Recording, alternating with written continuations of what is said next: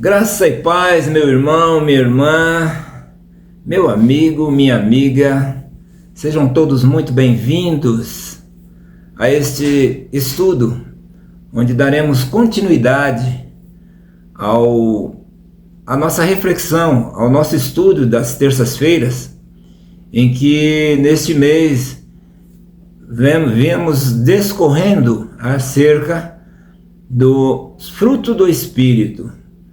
E isso está lá em Gálatas 5, do 21 ao 26. E nós hoje vamos estudar 3 desses frutos. Aqui quem vos fala é o irmão Rubens, da IBR Fiel. E hoje o assunto está ligado diretamente ao nosso comportamento, relacionamentos e práticas, né? Onde nós vamos falar de 3 frutos. Quero destacar aqui esses 3 frutos que falam exatamente desse tema, onde é comportamento, relacionamento e prática. Nós vamos falar da benignidade, da longanimidade e da bondade. Mas para isso vamos entender cada um desses frutos, que entre bondade e benignidade fica meio confuso, não é? São palavras muito próximas, quase que sinônimas uma da outra. Mas tem algumas diferenças em que vou tentar aqui tirar essa confusão, desconectar essa pequena semelhança, vamos dizer assim, entre essas duas palavras, entre esses 2 vocábulos. Então vamos lá. A benignidade, ela está ligada à nossa disposição interna, né? A benignidade, ela está ligada à nossa intenção. Ela ainda não foi realizada, né? E a benignidade é um sentimento também. É um sentimento que nos impulsiona a fazer a bondade. Por isso que elas se assemelham muito, né, em relação ao sentido, benignidade e bondade. Então vamos lá. Como a benignidade ela está ligada à nossa disposição interna, à nossa intenção de fazer esse bem, a bondade já é a manifestação, é a prática da benignidade. Acredito que me fiz claro e que os irmãos entenderam que a benignidade é a intenção, a bondade é a manifestação, é a prática, é o fazer, é o ajudar, é o atender ao necessitado. Amém? É o realizar, né? São vocábulos bem próximos, mas com sutis diferença em que nós vimos. Em resumo, vamos reforçar mais uma vez: a benignidade é a intenção, é a disposição de ser bom, enquanto que a bondade é a prática em si, né? É o realizar, é através das ações concretas. Amém? Muito bem, espero que nós consigamos, né, entender e que eu tenha sido claro em relação a esses 2 frutos, que eles são presentes e devem ser presentes em nossas vidas.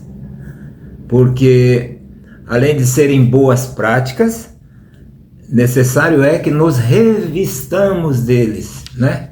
Que estejamos revestidos desses bons termos. Porque assim diz o Senhor, e Ele os pratica para conosco. Por isso nós precisamos praticá-los diante do nosso semelhante. E daí eu gosto sempre de fazer uma pergunta para que nós possamos engajar na reflexão. E aí nós podemos nos perguntar, sim, porque muitas pessoas no mundo praticam esses frutos e muitos deles não conhecem, não é? Nós nos deparamos e nos relacionamos com tantas pessoas boas que têm um coração tão aberto, tão bom para praticar, né, para fazer, para doar, né, e pessoas longânimas que não se iram com facilidade, né, e muitas vezes elas não conhecem a Jesus, mas mesmo assim elas praticam esses frutos. Mas qual é o verdadeiro papel desses frutos na vida do cristão, na vida do crente, né? Eu diria qual o penhor para os salvos, né? Ou seja, qual a garantia, né? Nós bem sabemos que a garantia é o sacrifício vicário de Jesus, aquele que se entregou por nós, né? É o nosso maior penhor, é a nossa maior garantia de que ele foi crucificado e ao terceiro dia ressuscitou. Oh, glória a Deus! Mas podemos pontuar alguns benefícios para o cristão quando nós nos revestimos desses frutos, da benignidade, da bondade e da longanimidade. Nós temos uma lista extensa, são 9, mas vou destacar esses 3 para que possamos entendê-los melhor.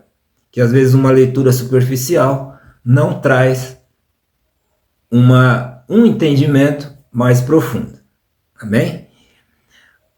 E então a pergunta é: quais são os benefícios, né, que nós praticando esses frutos, né, se dá na vida do crente?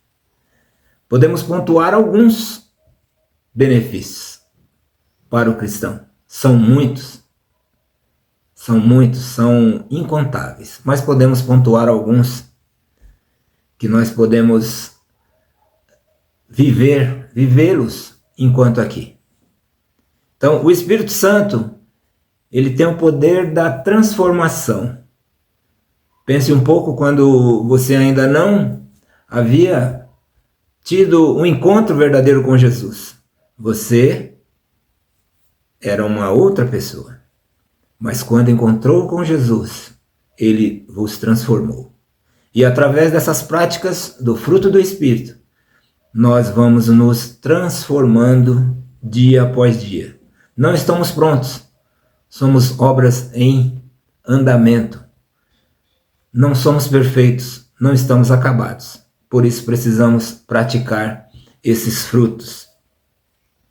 Então, a primeira coisa que acontece é a transformação no caráter do crente. Você ganha uma nova visão de mundo, você ganha uma nova expectativa, um novo comportamento. Ele atua em nossas vidas para nos amoldar à semelhança à imagem de Cristo. Nós somos pequenos cristãos. Nós somos pequenos cristos. Amém? Também, ao entendermos a importância do fruto do Espírito, nós passamos a ser a habitação e selo do Espírito. Preste bem atenção. Quando nós entendemos esses frutos, nós passamos a ser habitação e selo do Espírito Santo. Sim, olha que maravilha, o quão grandioso é o Senhor em nos conceder tamanha graça, tamanha virtude em habitar em nós. E assim nós sermos selo do Espírito Santo. Aceitamos a Jesus como nosso Salvador, o Espírito Santo passa a habitar em nós. E essa presença é um selo. O próprio Espírito Santo, ele é um selo. Como eu disse anterior, ele também é um penhor da promessa da salvação, garantindo que eu e você pertencemos a Deus. Amém? Então estamos selados. O Espírito Santo representa o selo do Senhor sobre a nossa vida, sobre a vida do crente. E quando estamos selados, estamos guardados, estamos debaixo da poderosa mão do Senhor. E agora estamos salvos, aleluia, estamos livres da condenação eterna, da condenação do pecado. O Espírito Santo também renova a nossa mente. Ele nos dá uma nova perspectiva de vida. Ele nos capacita a entender as situações que outrora nós não entendíamos, que nós não conseguíamos digerir, vamos dizer assim. Transformando os nossos pensamentos, a nossa atitude. Daí a importância de praticarmos esses frutos. Não apenas esses 3, como eu disse, há uma lista extensa. Um outro ganho, ele nos guia em toda a verdade e nos dá entendimento espiritual, conforme está escrito em Romanos 12. Não se amoldem ao padrão deste mundo, mas transformei pela renovação da sua mente. Seja benigno, pense em fazer o bem, nunca o mal. O amor é a base de tudo. Amém? O Espírito Santo é o agente que produz em nós a alegria, a paz, a paciência, a benignidade, a bondade, a fidelidade, a mansidão e tão mais, não menos, o domínio próprio. Não é? Esses frutos são evidências da transformação que ocorre quando permitimos que o Espírito habite em nós. Ele é a evidência de uma verdadeira transformação em Cristo Jesus. O Espírito Santo, em consonância com os frutos do Espírito, agem diretamente em nossa transformação espiritual. Adorna a nossa casa, habitando em nosso coração, capacitando-nos a viver em santidade.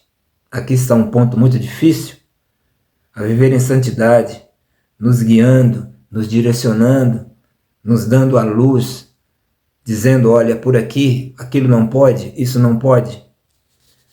Glorifique a Deus por essas conquistas, porque tudo isso nos traz bênçãos e bênçãos eternas. E você que me ouviu, reveja novamente essas palavras, caso não entendeu. Porém, para você que ainda não se entregou a Jesus, reconhecendo-o como seu único e suficiente Salvador, pense nessas palavras. Se você já pratica esses frutos, pratique-as, mas conhecendo também a Jesus. Porque Ele é o Senhor de todas. Ele é o que nos dá a vida e vida em abundância. Porque não apenas precisamos fazer o bem, mas precisamos reconhecer que esse bem é emanado de um Espírito, e esse Espírito é o Espírito Santo de Deus, que nos traz vida e vida em abundância.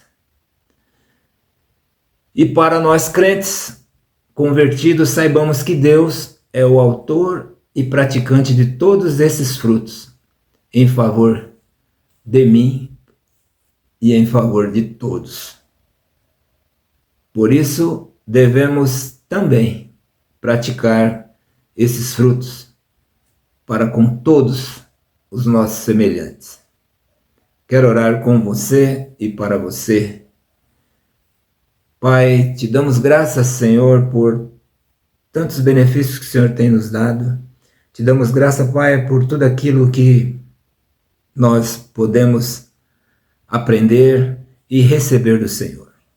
Graças te damos, Senhor, por aqueles que nos assistem, por aqueles que nos ouvem, e que, em termos, nós possamos praticar esses frutos do Espírito, para que sejamos verdadeiramente transformados, sejamos guiados pela Tua Palavra. E que essas palavras, aqui gravadas, Senhor, possam alcançar vidas e transformar a vida daqueles que necessitam do Senhor. E que possamos, Senhor, praticar, dia após dia, os frutos do Espírito. Assim, meu Deus, eu te louvo e te agradeço em nome do Senhor Jesus. Amém e graças a Deus.